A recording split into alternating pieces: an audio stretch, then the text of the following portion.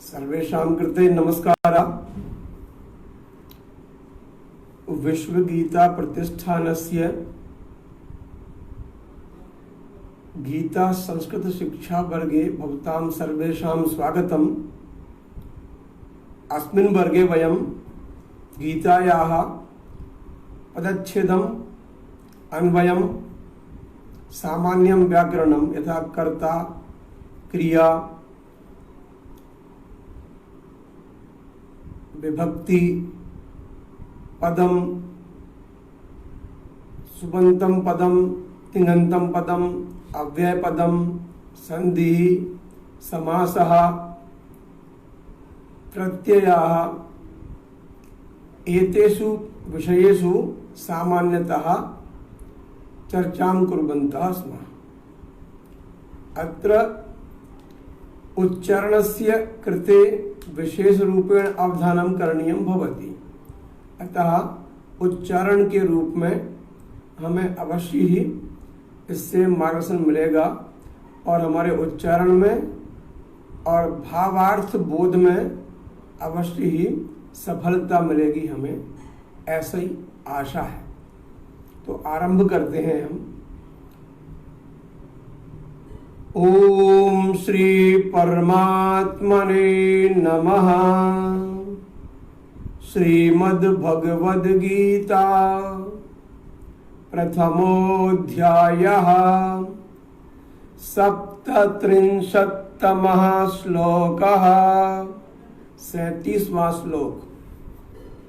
तस्मान्नार्हा वयं हन्तुम् धार्तराष्ट्रान् स्वबान्धवान् स्वजनं हि कथं हत्वा सुखिनः स्याम माधव। एतस्य श्लोकस्य पदच्छेदं कुर्मः। पदच्छेद अर्थात जो पद संधि के रूप में अथवा समास के रूप में अथवा अन्य किसी प्रकार से संयुक्त हैं, उनको अलग अलग करना पदच्छेद कहा जाता है। तो तस्मान्नार्हा, इसमें दो शब्द हैं और बीच में ना भी लगा हुआ है। तो तस्मान्नार्हा इस पद का पदच्छेद होगा तस्मात्। तस्मात् क्या है ये? तद शब्दस्य पंचमी विभक्तेः एक वचनम अस्ति। तस्मात्, उससे, न अर्हाः। ये तस्मात् सुबंत पद है, अस्मा अर्हाः भी सुबंत पद है, किंतु न अव्ययम अस्ति, न अव्यय पद है। तो तस्मात् न अर्हाः, अर्हाः माने योग्याः। तस्मान्नार्हा, तस्मात् न अर्हा, ये संधि के नियम के तहत ये ता का भी ना बन गया था और ना में ये आ लग गया था, इससे दीर्घ संधि हो रही थी। तो हमने अलग कर दिया। दीर्घ संधि अ, ना का आ और अर्हा का आ मिलकर दीर्घ संधि बन रही थी, इसको हमने अलग कर दिया। तो नारहा, और ये ता व्यंजन संधि के कारण इसका ता के स्थान पर ना बन गया था। तो तस्मान नारहा, तस्मात् न अर्हाः। वयम, जैसा कि हमने पहले जाना है कि जो अनुस्वार है वो माँ का होता है, तो वयम का यहाँ पर पूरा कर दिया हमने, वयम लिख दिया। हन्तुम धार्तराष्ट्रान् स्वबान्धवान्, ये एक पद है यहाँ पर, किंतु हमारे लिए दो पद करना पड़ेंगे, अलग अलग है। धार्तराष्ट्रान् ये द्वितीय विभक्ति का बहुवचन है और स्वबान्धवान् अपने बंधुओं को, ये भी द्वितीय का बहुवचन है। तो स्वबान्धवान्, बंधु शब्द का बहुवचन हो गया है ये बांधवान। अगला है स्वजनम ही कथम हत्वा। स्वजनम ऊपर लिखा हुआ है, स्वजनम का स्वजनम हो गया है, ही कथम हत्वा। सुखिनः, अब सुखिनः का सुखिनः रहा। सुखिनः ये क्या है, कल हमने चर्चा की थी, आततायिनः शब्द के बारे में बात की थी हमने। तो आततायिनः शब्द का मूल है आततायी, आततायिनौ, आततायिनः। तो ऐसे ही सुखी, सुखिनौ, सुखिनः। ये सुखी शब्द जो है ये सुखिन है मूलतः, किंतु यहाँ पर ये बहुवचन है और पुल्लिंग है। सुखिनः। श्याम, श्याम जो है ये अस धातु है। अस धातु का उत्तम पुरुष में बहुवचन विधिलिंग लकार में होता है और माधव संबोधन का रूप है। अब इसका हमने पदच्छेद कर लिया। पदच्छेद के बाद में हम देखते हैं कि इसका अन्वय क्या होगा। अन्वय करना अर्थात पदों को कर्ता कर्म क्रिया के जो एक क्रम होता है उसमें जमाना, अन्वय करना होता है। तो अब इसमें तस्मात इसलिए, क्योंकि संबंध पहले से आ रहा है, पिछले श्लोक से बात चल रही थी। पिछले श्लोक में बात की थी हमने कि जनार्दन धार्तराष्ट्रान् निहत्य नः का प्रीति स्यात्, एतान आततायिनः हत्वा अस्मान पापमेवाश्रयेत्। इन धृतराष्ट्र के पुत्रों को मारकर हमें कौन सी प्रीति होगी, इनको मारकर तो हमें पाप ही लगेगा। इसका संबंध जोड़ते हुए तस्मात् शब्द का विशेष महत्व उसमें है। तो इसलिए, तस्मात् माने इसलिए, अतएव माधव। अब ये माधव जो है वो ये संबोधन का चिन्ह है। तस्मात् माधव स्वबांधवान यहां पर लेके आए, क्योंकि स्वबांधवान धार्तराष्ट्रान, अपने बंधुओं को, कौन को, जो धृतराष्ट्र के लोग हैं, पुत्र हैं, बाकी और संबंधी हैं, उन सबको। हंतुम, हंतुम हन धातु है, तुमन प्रत्यय है। तो हंतुम वयम न अर्हाहा, इनको मारने के लिए हम अर्ह नहीं हैं। अर्हाहा अर्थात, अब ये अर्हा ऊपर कहा गया था, तस्मात् न अर्हाहा में से न अर्हाहा नीचे पहुंच गया था, क्योंकि कविता में, कविता के स्वरूप में कुछ वर्ण, इनका शब्दों का, पदों का कुछ स्थानापन्न होता है। इसलिए तो न अर्हाहा ही स्वजनम हत्वा कथम सुखिनः स्याम।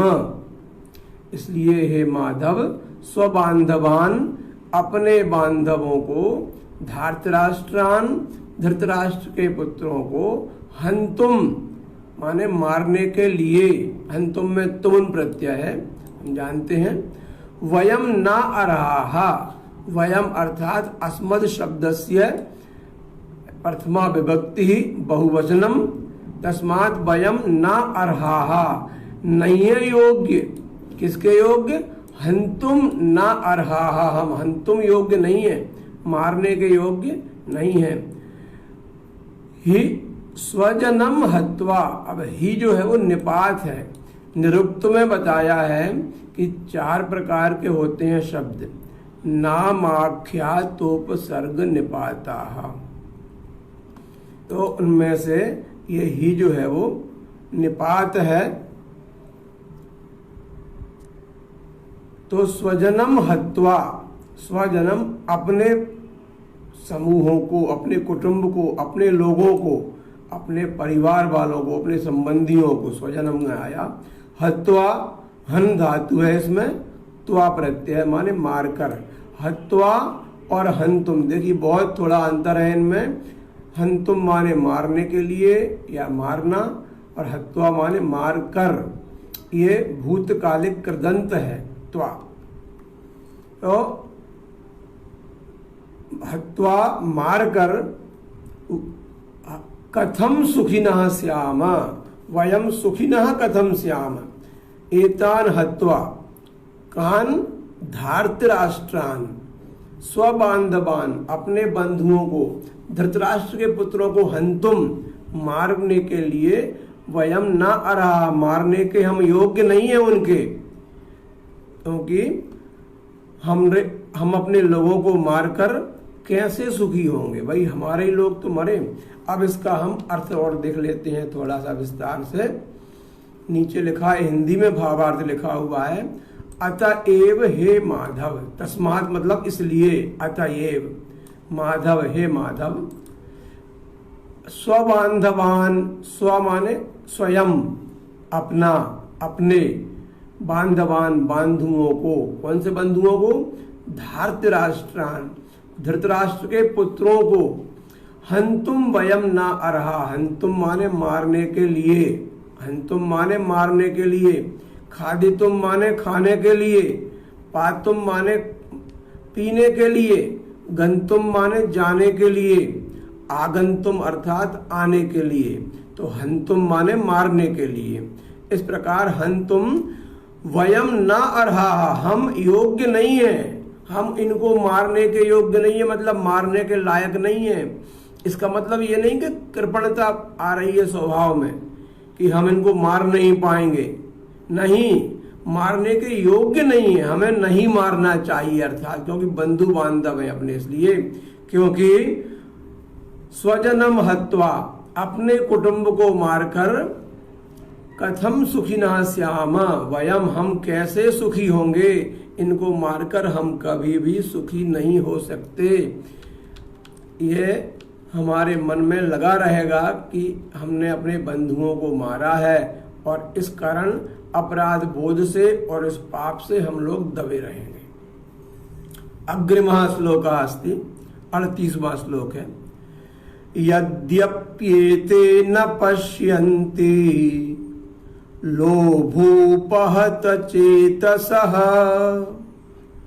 कुलक्षय कृतं दोषं मित्रद्रोहे च पातकम्।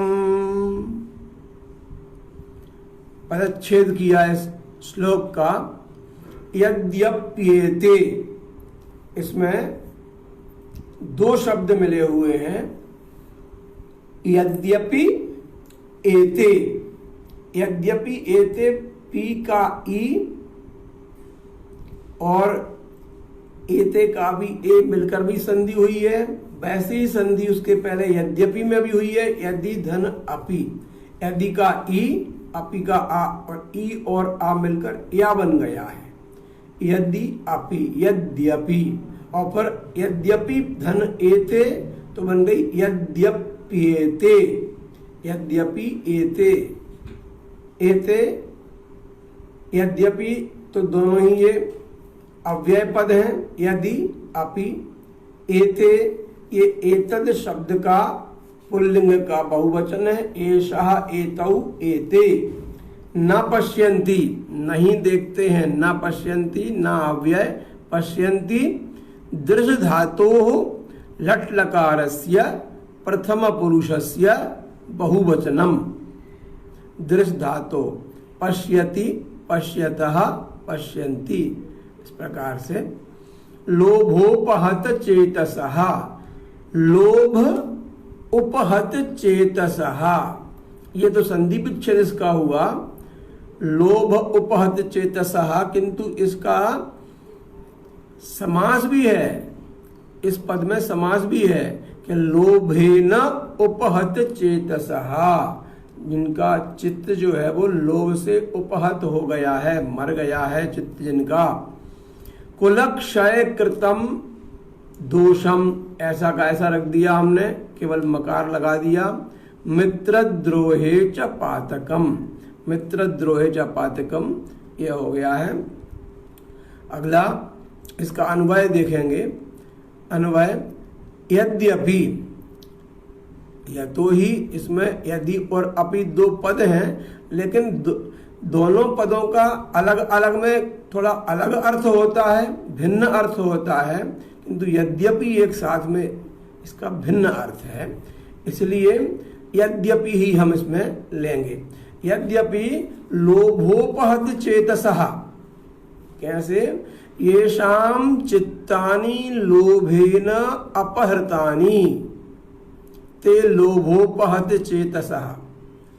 लोभ से उपहत माने मारे गए हैं, लोभ के द्वारा ये ठगे गए हैं, लोभ के द्वारा ये व्यथित हैं। तो ऐसे ही लोभोपहत चेतसा है ये। एते कुलक्षय कृतम दोषम, ये लोग जो है वो कुलक्षय कृतम दोषम, कुल का क्षय, कुलस्य क्षय कृतम दोषम, कुल के क्षय से होने वाले दोष को, कुलस्य क्षयात् कृतम दोषम, कुल का जो क्षय हो रहा है उससे जो दोष होगा, जो पाप लगेगा, उसको नहीं देख रहे हैं। कुलक्षय कृतम दोषम मित्रद्रोहे पातकम न पश्यन्ति, इनको दिखाई नहीं दे रहा है। ये बहुत बड़ी बात है कि जिसकी आंखों पर पट्टी नहीं बंधी होगी उसको अपने कुल का अभ्युदय भी दिखाई देगा और स्वयं का आत्म कल्याण भी दिखाई देगा, किंतु जिसकी आंखों पर पट्टी बंधी होगी उसे कुछ दिखाई नहीं देगा। इसलिए देखना चाहिए, आंखें बंद करके भी देखना चाहिए। तो एते संति धृतराष्ट्रस्य पुत्राः, ये क्या कर रहे हैं कि इनके लिए कुछ भी दिखाई नहीं दे रहा। यद्यपि एते लोभोपहत चेतसा है, यद्यपि ये लोभ से उपहत चित्त वाले हैं, लोभ ने इनका पूरा चित्त जो है वो नष्ट कर दिया है, इसलिए इनको सही क्या है और खराब क्या है ये इनको दिखाई बिल्कुल नहीं दे रहा है। अगला श्लोक है, अर्थ एक साथ में करेंगे दोनों के। कथम नाज्ञेयमस्माभिः पापादस्मान्निवर्तितुं कुलक्षयकृतं दोषं प्रपश्यद्भिर्जनार्दन। हम कैसे ना जाने हमारे द्वारा, कथम न ज्ञेयम अस्माभिः, बहुत सुंदर है श्लोक है ये। कथम न ज्ञेयम, अलग अलग इसका हमने पदच्छेद जब किया तो कथम न ज्ञेयम अस्माभिः, जो अलग अलग पद हमने इसका किया तो ज्ञेयम और अस्माभिः वर्ण संयोग है ये। वर्ण संयोग को हमने वर्ण विच्छेद कर दिया तो पदच्छेद इसका हो गया। और पापादस्मान निवर्तितुम, पापादस्मान अलग अलग किया, ये दा बना है तो इसका ता का है ये। पापात, पापात अस्मान निवर्तितुम, ये तीन शब्द हैं। ऊपर कठिन लग रहा था, पदच्छेद करने के बाद में सरल होगा। पापात अस्मान निवर्तितुम, पापादस्मान निवर्तितुम, ऐसा हो रहा था। तो इसका पदच्छेद किया हमने, थोड़ा पहचान लें ये पद क्या क्या है। कथम, कथम इति अव्यय पदम, अव्यय है कैसे, भी अर्थ होता है इसका, क्यों भी होता है। ना अव्यय है, निषेधात्मक अर्थ है। ज्ञेयम, ये ज्ञेयम पद जो है ज्ञा धातु है, ज्ञा, ज्ञानम, इसमें यत प्रत्यय लगा हुआ है, जानने योग्य, जैसे देयम देने योग्य, ज्ञेयम जानने योग्य, पेयम पातुम योग्यम पीने योग्य, खाद्यम खादितुम योग्यम खाने योग्य, नेयम नेतुम योग्यम ले जाने योग्य। ऐसे ज्ञेयम, ज्ञेयम माने जानने योग्य, ज्ञान के योग्य।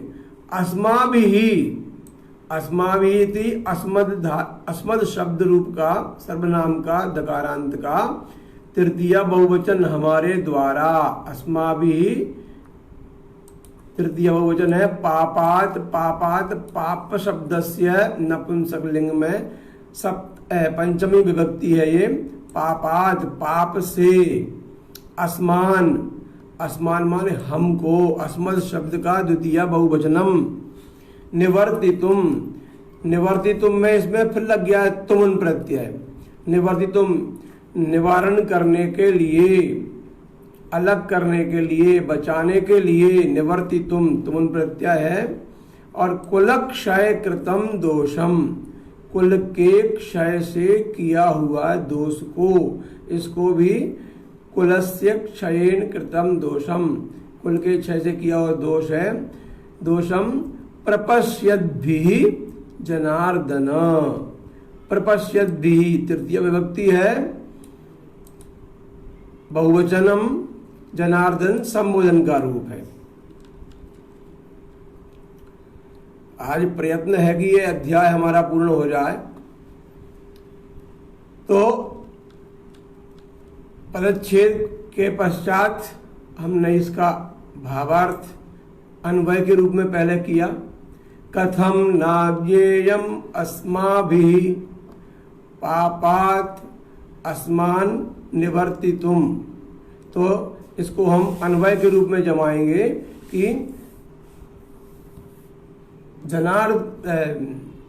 कथम न ज्ञेयम अस्माभिः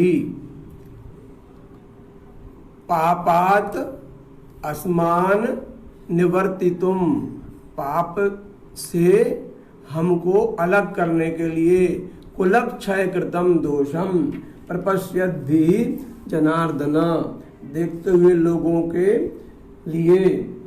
इसमें तो ऊपर जो हो गया था हमारा, इसका पहले हम भावार्थ देखे आते हैं, फिर इसके बाद इसको समझेंगे कि यद्यपि लोभोपहत चेतसः एते कुलक्षय कृतम दोषम न पश्यन्ति मित्रद्रोहे पातकम अपि न पश्यन्ति। मित्रों के द्रोह में जो पातक लगता है उसको भी नहीं देखते हैं, बिल्कुल नहीं देखते हैं उसको भी। तो फिर क्या करते हैं, फिर अगला वाला आया कि कथम न ज्ञेयम अस्माभिः, ये तो नहीं देख रहे हैं, किंतु वयम अपि किमर्थम न पश्यामः। तो पहले ये जनार्दन जो है, यह जनार्दन जो शब्द है यह संबोधन का रूप है, हम जानते हैं। तो संबोधन यहाँ पर पहले पहुंच जाएगा। हे जनार्दन, जनार्दन कुलक्षय कृतम दोषम, मतलब कुल के क्षय का दोष जो है। प्रपश्यद्भिः, प्रपश्यद्भिः अर्थात देखते हुए भी। जनार्दन कुलक्षय कृतम दोषम प्रपश्यद्भिः, देखते हुओं के द्वारा भी। अस्माभिः, हमारे द्वारा कौन देख रहा है, ये हम देख रहे हैं। तो प्रपश्यद्भिः अस्माभिः। अस्मात् पापात्, अस्मात् पापात्, ये अस्मात् की जगह ये अस्मान है, ये अस्मात्, अस्मात् पापात्, अस्मात् पापात्।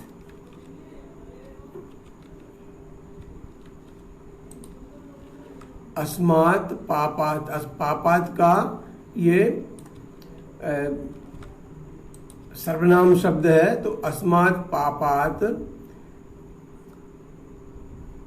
निवर्तितुम, अस्मात् पापात् निवर्तितुम।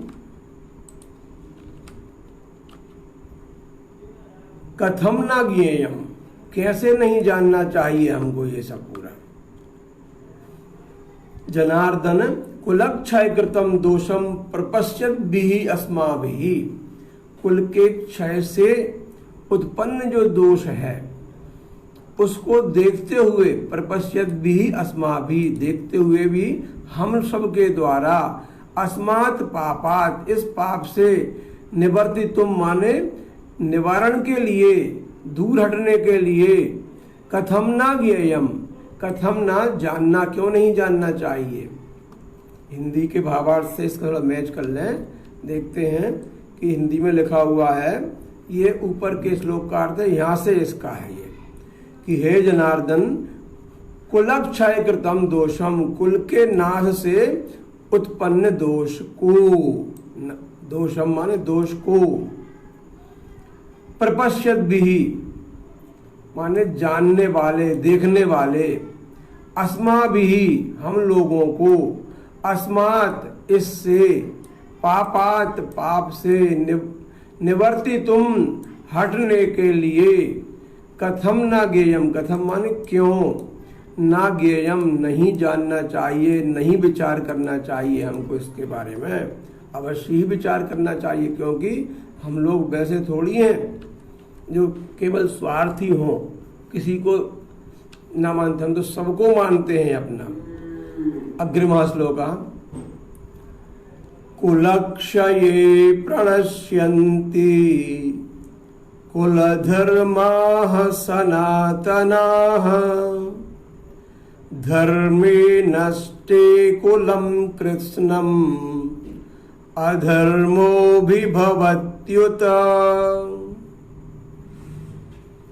पदच्छेद, कुलक्षये प्रणश्यन्ति कुलधर्माः सनातनाः, धर्मे नष्टे कुलम।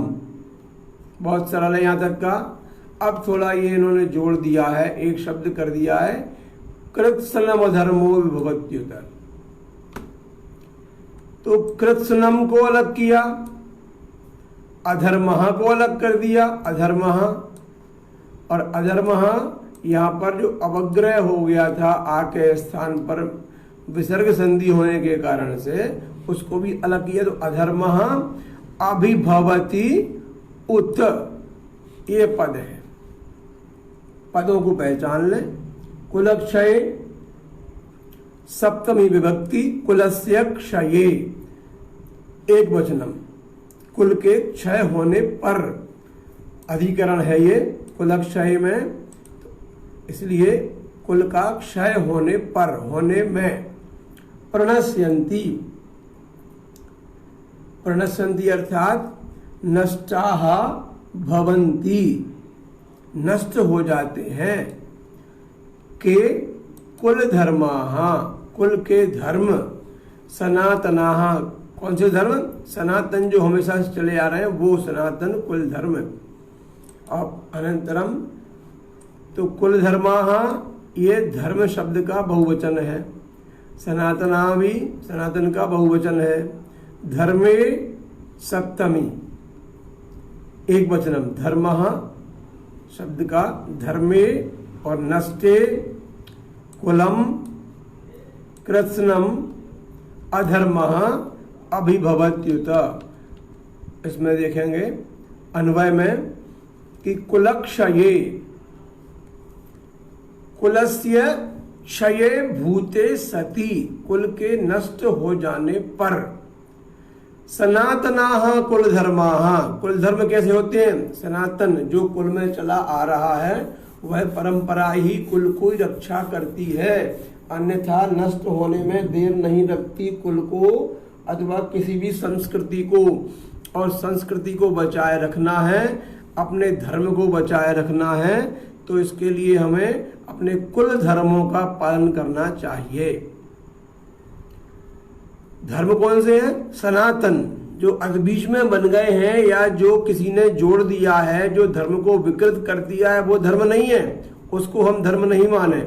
जो कुल धर्म अलग चीज है, कुल धर्म तो सनातनः भवन्ति, जो सनातन है, हमेशा से चले आ रहे हैं, जो भगवान ब्रह्म के द्वारा निर्मित हैं, जो विधाता ने लिखा हुआ है वहां से, उस परंपरा से, आर्ष परंपरा से जो सनातन कुल धर्म है वो चले आ रहे हैं। तो एते कुल धर्माः कुलक्षये प्रणश्यन्ति, कीदृशः, हाँ प्रणश्यन्ति, थोड़ा विवेचनात्मक अर्थ कर लें।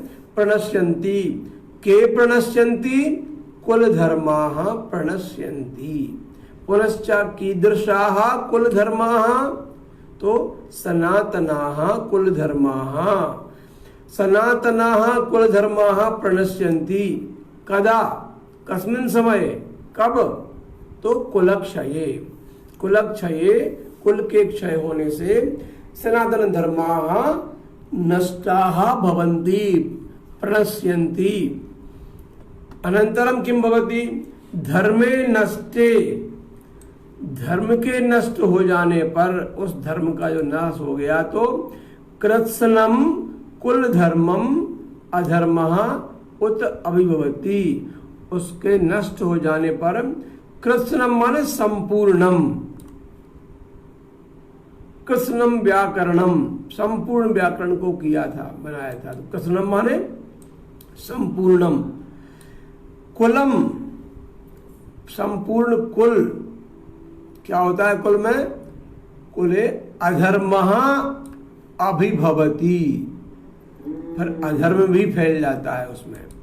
अर्जुन कह रहे हैं कृष्ण से कि धर्मे नष्टे, धर्म के नष्ट हो जाने पर, कृत्स्नम कुलम, संपूर्णम कुलम अधर्म से व्याप्त हो जाता है। संपूर्ण कुल में अधर्म व्याप्त हो जाता है। उत का अर्थ है यहाँ पर भी, अधर्म भी। उत का अर्थ अथवा होता है, वैसे यहाँ पर इसका अर्थ भी है, क्योंकि निपात जो है कुछ इनके विशेष अर्थ भी हैं।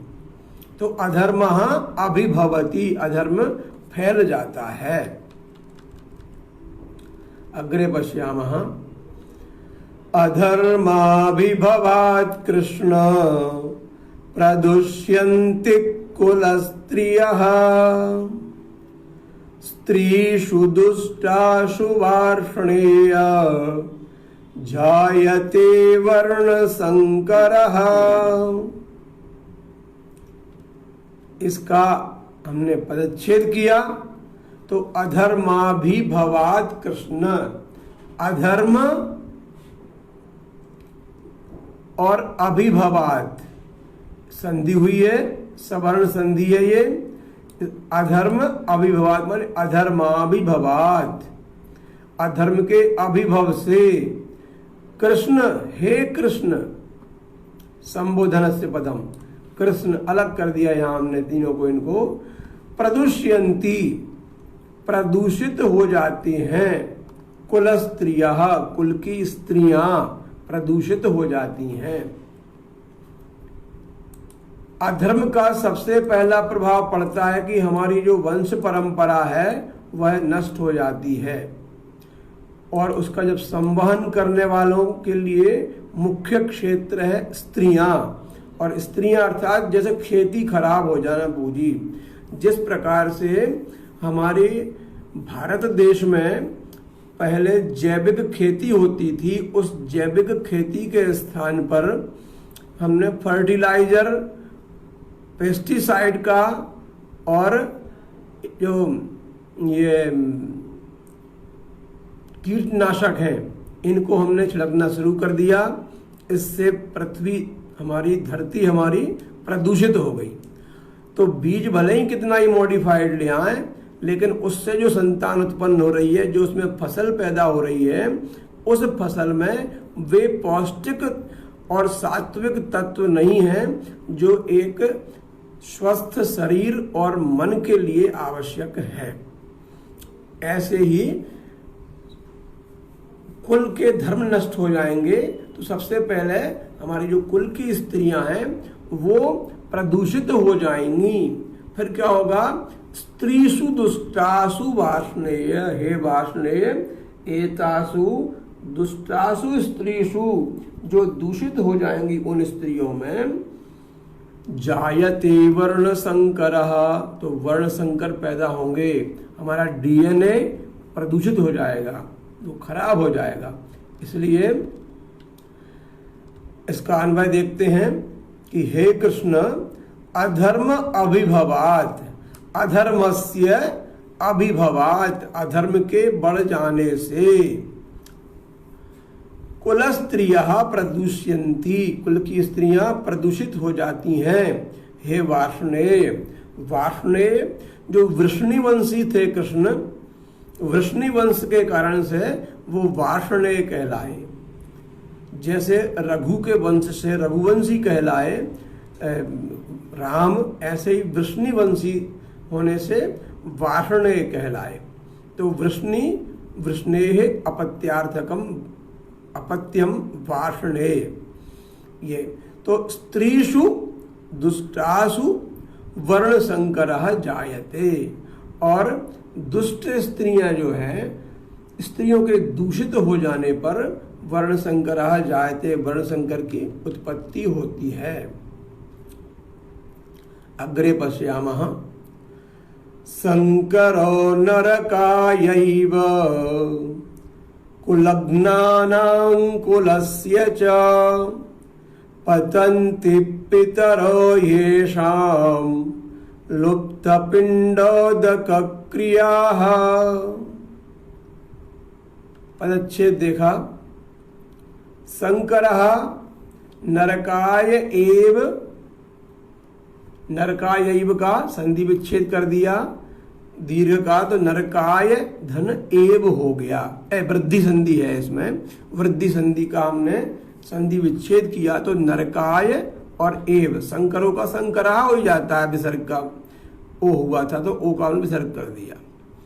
कुलग्नानाम कुलस्य चा, कुलग्नानाम अलग था, कुलस्य चा अलग है। पतंती पितरो अर्थात पितरः ही एशाम, येषाम जो लिखा हुआ है ऊपर उसका ही एशाम, अलग अलग ई और ए मिलकर या बन गया है और या में ए की मात्रा भी लग गई है। तो येषाम पतंती पितरः येषाम लुप्त पिंड उदक क्रियाः। इस पद को अलग किया है, लुप्त को हमने, लुप्त हो जाते हैं क्या, पिंडोदक क्रियाः। किंतु पिंड धन उदक बराबर पिंडोदक, पिंड बनाते हैं और उदक होता है। पिंड के बारे में समझ लीजिए, पिंड क्या होता है। पिंड किसी भी ऐसे ढीले से पदार्थ को गोलमोल सा, लोई जैसा, लंबा सा बना देना पिंड होता है। जैसे अंड होता है, अंडा, अंडे के जैसा पिंड होता है, अंड से ही पिंड बनता है। और तो उस से जो होने वाली जो क्रियाएं हैं वो सब पितरों को दिए जाते हैं, पिंड दान करते हैं पितरों को। और उदक, उदक माने जल, तिल से, जल से, पिंड दान से पितरों को संतोष मिलता है। उसकी जो क्रियाएं हैं उनके बारे में बात है। पहले पद समझ लें। संकरः, संकरता माने मिश्रितता, ये हो जाती है। फिर नरकाय एव, नरक के लिए ही, नरकाय एव, नरकाय चतुर्थी विभक्ति एक वचनम, एव ही। कुलग्नानाम षष्ठी बहुवचनम, कुलस्य षष्ठी एक वचनम, च है। पतंती क्रियापदम, पद धातु प्रथम पुरुष बहुवचनम, पतति पततः पतंती। पितरः ही एषाम, पितरः पितृ शब्दस्य पिता पितरौ, पितरः प्रथमा विभक्ति बहुवचन है। ही एषाम, एषाम इदम शब्द का पुल्लिंग का बहुवचन है, षष्ठी का। इनका, इनकी, इनके ऐसा अर्थ होता है। लुप्त पिंडोदक क्रिया, और पिंड और उदक की क्रियाएं जो है वो लुप्त हो जाती हैं। इसका हम अन्वय देखेंगे। संकरः कुलग्नानां च कुलस्य नरकाय एव। जो संकरता होती है, वर्ण संकरता जो होती है, वो कुलघातियों के और कुल के नरक जाने के लिए होती है। नरक के लिए इनको, इसमें लिखा है को, किंतु ये इसमें षष्ठी का अर्थ आएगा कुलस्य। तो कुल, इसके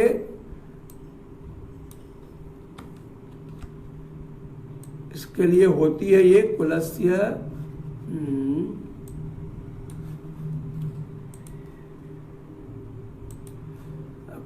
कुलस्य नरकाय एव भवति संकर, माने संकरता जो हो जाती है, वर्ण संकरता, वर्ण संकर। वो कुलग्नो माने कुल के हन धातु है, कुलग्ना नाम, कुलस्य ज्ञानाम। तो कुल के मारने वालों के लिए और कुल के लिए नरक में ले जाने वाले होती है लुप्त पिंड उदक क्रिया। उनके जो पिंड और जल की क्रियाएं हैं वो लुप्त हो जाती हैं। उन लुप्त हुई पिंड और जल की क्रिया वालों के लिए एशाम पितरः ही पतंती, इनके पितर लोग भी, एशाम माने इनके षष्ठी है, पितरः ही पतंती, पितर लोग भी गिर जाते हैं, अधोगति को प्राप्त हो जाते हैं, अपनी स्थिति से गिर जाना ही है। दोषैरेतैः कुलग्नानाम् वर्ण संकर कारकैः उत्साद्यन्ते जाति धर्माः कुल धर्माश्च शाश्वताः। दोषैः एतैः संधि विच्छेद कर दिया। कुलग्नानाम, कुल के वही वाला आ गया ऊपर वाला। वर्ण संकर कारक ही है, एका एव शब्द अस्ति, तो वर्ण संकर कारक। उत्साद्यन्ते वैसा का वैसा, जाति धर्माः कुल धर्माः च, विसर्गस्य स्थाने सकारः जाता आसीत्, अलग कर दिया। कुल धर्माः च शाश्वता, पदच्छेद सरल है, स्पष्ट है। अनंतरम किम भवति, तो एतैः को पहले ले गए, एतैः वर्ण संकर कारकैः दोषैः। एतैः वर्ण संकर कारकैः दोषैः कुलग्नानाम शाश्वतः कुल धर्मा। शाश्वत माने वही सनातन, शाश्वत माने जो आज भी है, कल भी था और कल भी रहेगा, उसको बोलते हैं शाश्वत अथवा सनातन अथवा नित्य। तो कुल धर्म, हमारे शरीर रहे या नहीं रहे, लेकिन कुल धर्म हमेशा से चले आए हैं और बने रहेंगे, उनको ही हमको सुरक्षा और संरक्षा करना है। तो शाश्वताः कुल धर्माः च जाति धर्माः उत्साद्यन्ते, इनके वर्ण संकर कारक दोषों से कुलघातियों के सनातन कुल धर्म और जाति धर्म नष्ट हो जाते हैं। उत्साद्यन्ते के उत्साद्यन्ते, जाति धर्माः उत्साद्यन्ते, इतोपि के उत्साद्यन्ते कुल धर्माः उत्साद्यन्ते। कीदृशाः कुल धर्माः जाति धर्माः च, तो शाश्वताः कुल धर्माः जाति धर्माः च। केषाम कुलग्नानाम, कथम कई है, तो दोषई है। कीदृशई है दोषई है, वर्ण संकर कारकई है दोषई है। पुनश्च कथम एतई है, कई है, तो एतई है वर्ण संकर कारकई है दोषई है। कुलग्नानाम शाश्वताः कुल धर्माः च जाति धर्माः उत्साद्यन्ते, ये सब नष्ट हो जाते हैं। उत्साद्यन्ते माने उत्सर्ग हो जाता है, ये खत्म हो जाते हैं। अग्रे श्लोक अस्ति उत्सन्न कुल धर्माणाम मनुष्याणाम जनार्दन नरके नियतम वासो भवतीत्यनुशुश्रुमा। पदच्छेद है उत्सन्न कुल धर्माणाम, अलग कर दिया। उत्सन्न कुल धर्माणाम, षष्ठी विभक्ति है, बहुवचनम। मनुष्याणाम, ये भी षष्ठी बहुवचन है। जनार्दन संबोधन का रूप। नरके सप्तमी एक वचनम। अनियतम वासः भवति, अनियतम वास भवति इति अनुशुश्रुमा, उनका वास हो जाता है नरक में। अग्रे अन्वय पश्याम भवती इत्यनुशुश्रुम का अलग किया, तो भवति इति अनुशुश्रुम, ये उसका पदच्छेद हुआ। जनार्दन संबोधन का रूप पहले ले आए। उत्सन्न कुल धर्माणाम मनुष्याणाम, अनियतम नरके वासः भवति इति अनुशुश्रुमा। ऐसा हम लोगों ने सुना हुआ है, सुनते आए हैं परंपरा से। किम अनुशुश्रुमा, तो ऊपर की पूरी लाइन बोलना पड़ेगी। तो भवति, अब कहा भवति, तो वासः भवति। कुत्र वासः भवति, नरके वासः भवति। कीदृशम नरके वासः भवति, तो अनियतम नरके वासः भवति। उत्तरम प्राप्तम अस्ति नरके वासः मनुष्याणाम भवति। कीदृशाणाम मनुष्याणाम, तो उत्सन्न कुल धर्माणाम, जिनका कुल धर्म नष्ट हो गया है, ऐसे मनुष्यों का अनियत माने अनिश्चित काल तक के लिए, हमेशा के लिए, बहुत समय लंबे के लिए नरक में वासः भवति इति हम लोग सुनते आए हैं। ये 44वां श्लोक था हमारा। 45वां श्लोक पढ़ेंगे। पंचचत्वारिंशत्तमः श्लोकः अस्ति। अहो बत महत् पापम कर्तुम व्यवसिता वयम यद्राज्य सुख लोभेन हन्तुम स्वजनमुद्यताः। पदच्छेद देखते हैं इसका। अहो बत, ऐसा का ऐसा, महत् पापम, इसको हम अलग भी कर सकते हैं, एक साथ भी कर सकते हैं। महत् पापम को जैसा ये नीचे लिखा है, ये भी हम कर सकते हैं।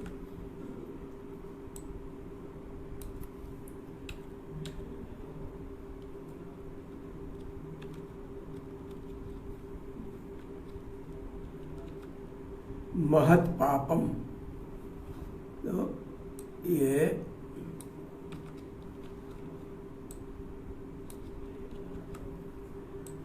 महत् पापम, महत् अर्थात बड़ा, बहुत बड़ा।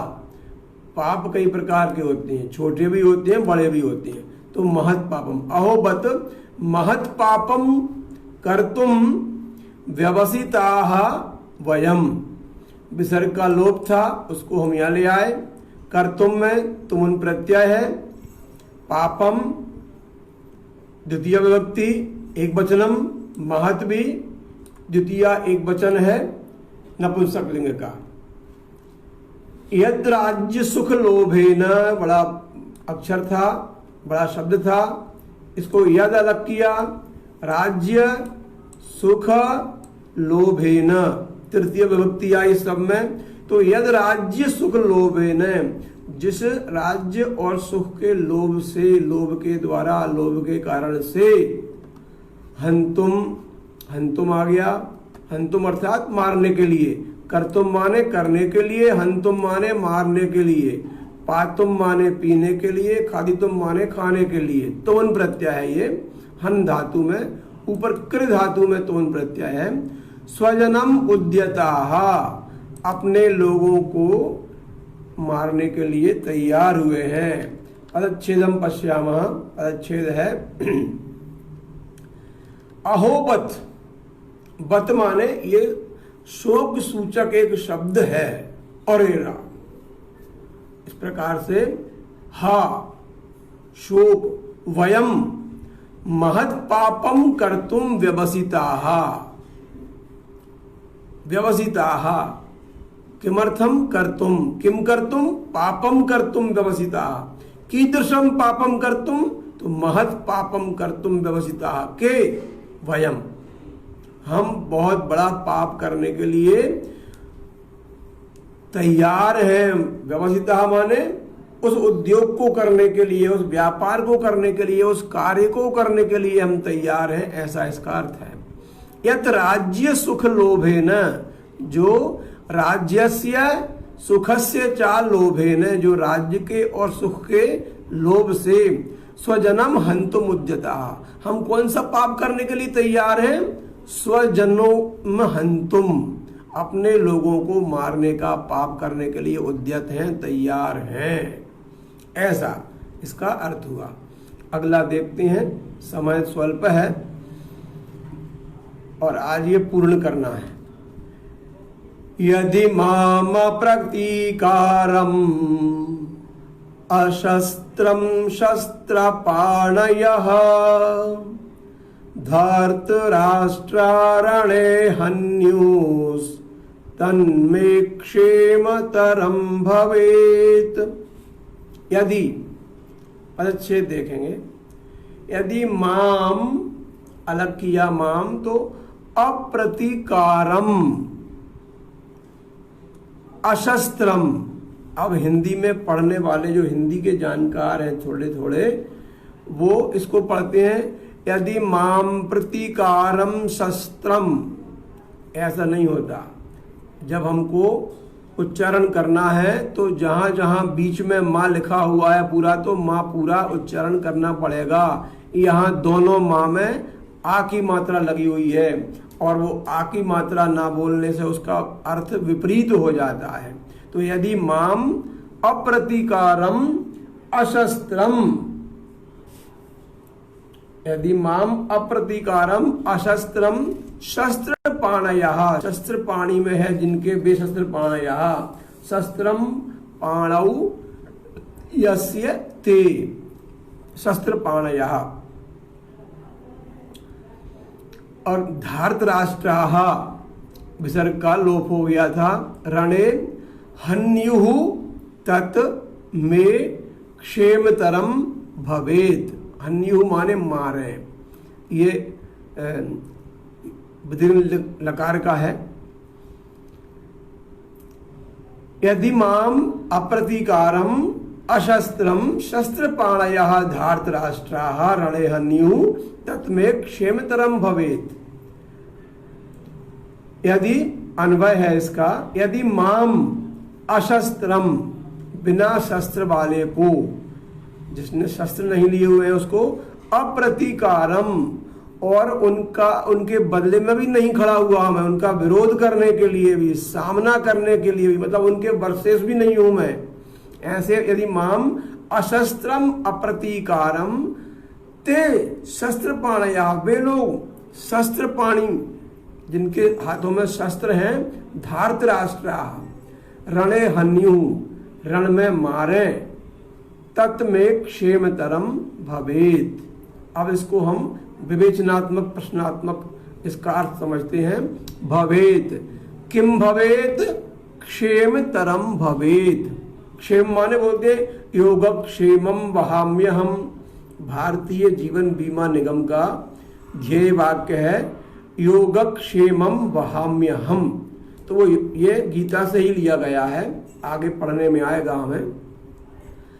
तो क्षेमतरम मतलब और ज्यादा कुशल वाला हो, अधिक कल्याणकारी हो। 3 डिग्रियां अंग्रेजी में भी होती हैं, गुड, बेटर, बेस्ट। ऐसे ही क्षेम, क्षेमतर और क्षेमतम, तो यहाँ कंपैरेटिव डिग्री है।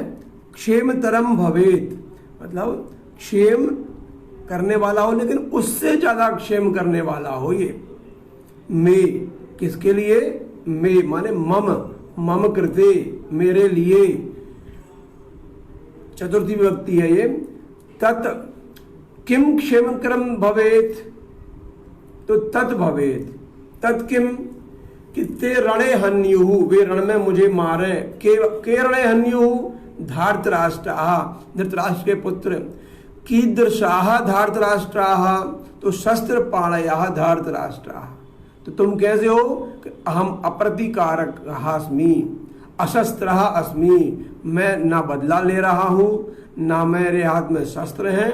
यदि फिर भी वो मुझको मारते हैं शस्त्र लेकर, तो बहुत मुझे सुख है, मुझे अधिक कल्याणकारी है उससे कि हम इन सबको मारें और मर जाएं। अंतिम श्लोक एतस्य अध्यायस्य प्रथम अध्याय से अंतिम श्लोक अस्ति। संजय उवाच एवं मुक्त्वार्जुनः संख्ये रथोपस्थ उपाविशत् विसृज्य सशरं चापं शोक संविघ्न मानसः। एवं मुक्त्वार्जुनः संख्ये रथोपस्थ उपाविशत विसृज्य सशरं चापम शोक संविघ्न मानसः। पदच्छेदः एवं उक्त्वार्जुनः, 3 शब्द हैं, एवं उक्त्वा अर्जुनः। उक्त्वा क्या है? वच धातु, अक्त्वा प्रत्यय है, कह कर। एवं माने ऐसे, अर्जुनः ये अर्जुन है। अब ये कौन बोले? संजय बोले। पूरा सुनाने के बाद में अब संजय की जो क्रिया प्रतिक्रिया हुई है उसको बता रहे हैं कि एवं उक्त्वा अर्जुनः संख्ये, संख्य शब्द की सप्तमी का एक वचन है संख्ये। संख्ये अर्थात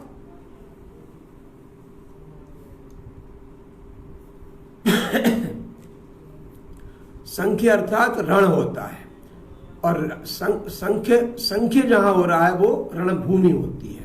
तो संख्य अर्थात रणभूमौ। रथोपस्थ, रथ उपस्थ, रथ के ऊपर।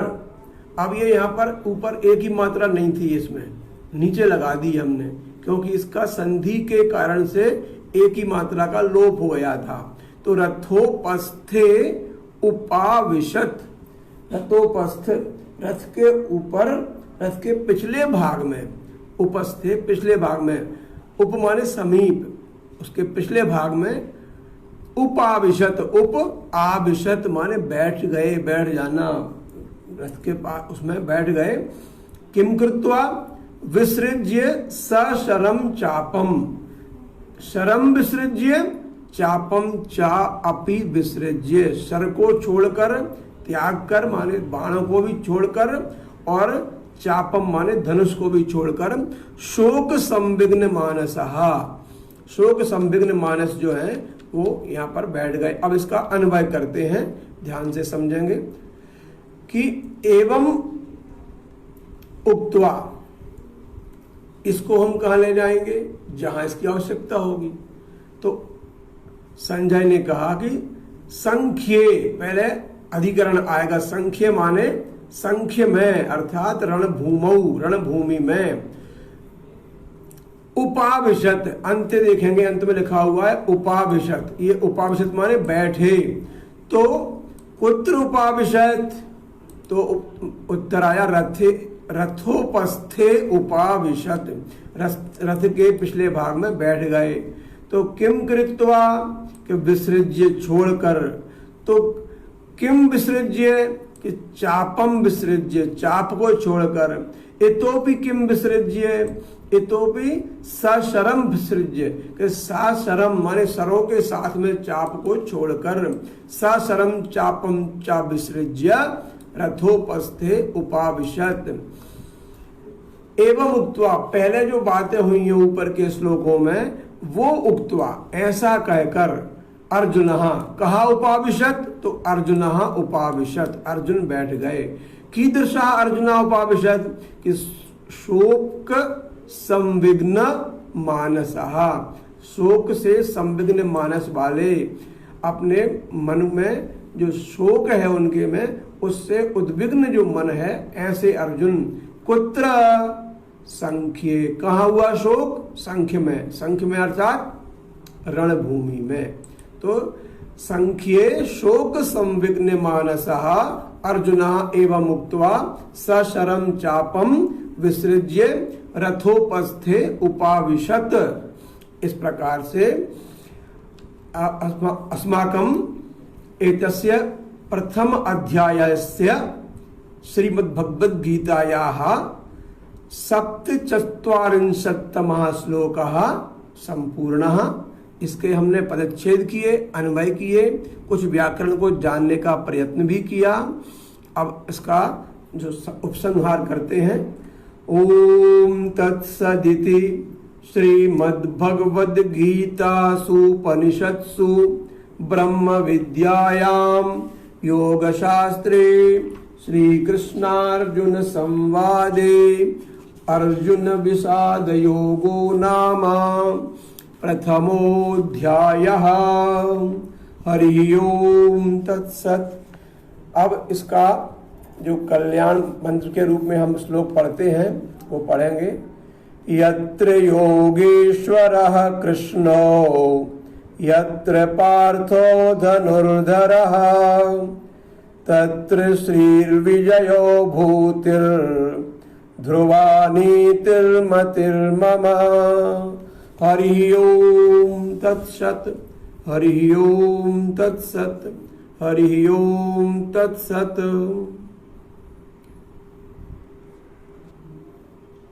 सबके लिए नमस्कार। जय श्री कृष्ण। आज हमारा ये प्रथम अध्याय का पदच्छेद अन्वय का कार्यक्रम संपन्न हो गया है। कल से दूसरे अध्याय पर हम लोग चर्चा करेंगे। तब तक के लिए सबको जय श्री कृष्ण।